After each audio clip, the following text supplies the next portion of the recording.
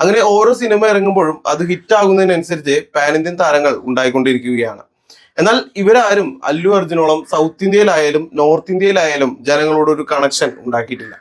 നയൻറ്റീസിന് തീർച്ചയായിട്ടും അറിയാൻ സാധിക്കുന്ന ഒരു കാര്യമാണ്, ഈ ഒരു ഇന്റർനെറ്റ് ബൂം ഉണ്ടാകുന്നതിന് മുമ്പ്, അല്ലെങ്കിൽ ഈ ഒരു ബൂം ഉണ്ടല്ലോ ഇന്റർനെറ്റിന്റെ, അല്ലെങ്കിൽ ഇന്റർനെറ്റ് നമുക്ക് കൂടുതൽ ഉപയോഗിക്കാൻ പറ്റുന്ന ആ സാഹചര്യത്തിന് മുമ്പ് നമ്മൾ സിനിമകൾ കണ്ടിരുന്നത് പ്രധാനമായും കേബിൾ കണക്ഷൻ വഴി ടി വിയിലായിരുന്നു. 2004 അല്ലു അർജുന്റെ ആര്യ എന്ന സിനിമ റിലീസാകുന്നത്. അതിന്റെ മലയാളം ഡബ്ഡ് വെർഷൻ 2006 റിലീസാകുന്നത്.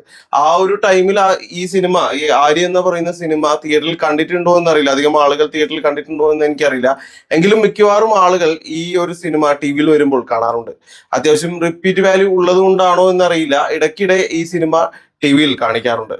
അതുപോലെ ഹാപ്പി, കൃഷ്ണ, അങ്ങനെ ഒരുപാട് അല്ലു അർജുന്റെ സിനിമകൾ ആ ഒരു സമയത്ത് ടി വിയിൽ കാണിക്കാറുണ്ട്. നമ്മൾ റിപ്പീറ്റ് ആയിട്ട് സിനിമ സൂര്യ ടി വിയിലും കിരൺ ടി വിയിലും ഒക്കെ കാണാറുള്ളതാണ്. ഇത് കേരളത്തിൽ മാത്രമല്ല, മുഴുവൻ ഇന്ത്യയിലും ടി വി ചാനലുകളിൽ അല്ലു അർജുൻ സിനിമകൾ റിപ്പീറ്റായി കാണിച്ചുകൊണ്ടേയിരിക്കും.